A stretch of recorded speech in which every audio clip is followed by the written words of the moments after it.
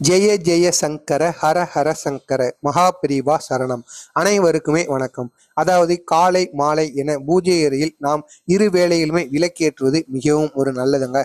அது மட்டுமல்லாமல் இன்றைய நாளன்று உங்கள் அனைவருக்குமே தெரிந்திருக்கும், இது மகாலய அமாவாசை. இன்றைய அமாவாசையில் நீங்கள் பூஜை அறையில் இந்த ஒரு தண்ணீரை உங்களது குல தெய்வத்திற்கும் இஷ்ட தெய்வத்திற்கும் உங்களது பூஜை அறையில் நீங்கள் இதை போன்று வைக்க வேண்டுமாம். இதனால் வைப்பதனால் உங்களுக்கு ஏகப்பட்ட நன்மைகள் உங்களது வாழ்க்கையில் நடக்குமாம்.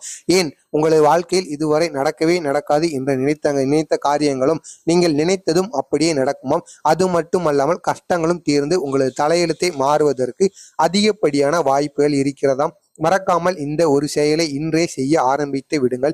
இதை நீங்கள் இந்த மகாலய அமாவாசை அன்று மட்டும்தான் செய்ய வேண்டும், ஒன்றுமே கிடையாது.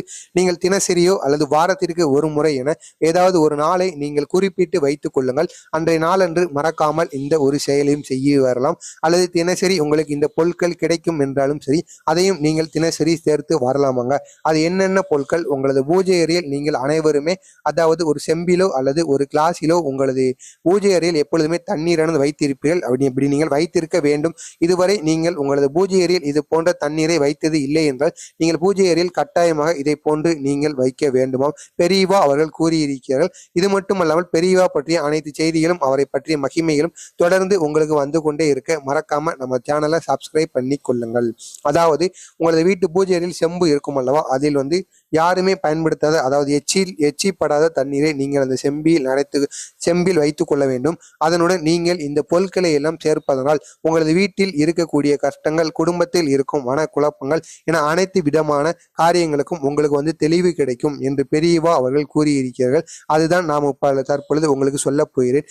அதாவது முதலில் செம்பை எடுத்துக்கொள்ளுங்கள். செம்பில் தண்ணீரை நிறைத்துக் கொண்டு அதில் நீங்கள் இந்த இலைகளை எல்லாம் வைக்க வேண்டுமாம். இந்த இலைகளை நீங்கள் பூஜை அறையில் வைப்பதால் அது உங்களது வீடு முழுக்க நறுமணமிக்க சுவையையும் நறுமணமிக்க மனத்தையும், அது மட்டுமல்லாமல் உங்களது வீட்டையும் அது தெய்வீக வீடாக மாற்றி விடுமாங்க. இந்த தண்ணீரில் நீங்கள் இதை போன்று செய்வதால் அந்த தண்ணீரான தீர்த்தமாக மாறுவதற்கும் அதிகப்படியான வாய்ப்புகள் இருக்கிறது.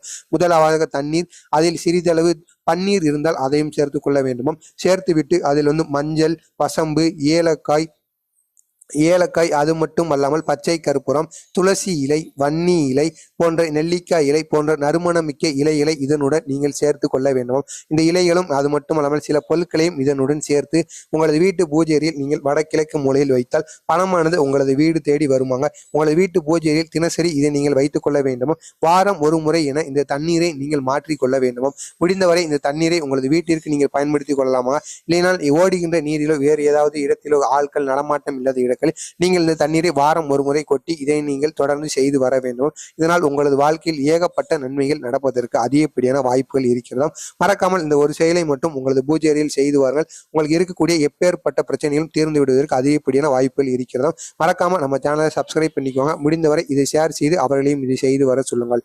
ஜெய ஜெய சங்கர ஹர ஹர சங்கர. நல்லதே நினையுங்கள், உங்களது வாழ்க்கையிலும் நல்லது மட்டுமே நடக்கும். நன்றி, வணக்கம்.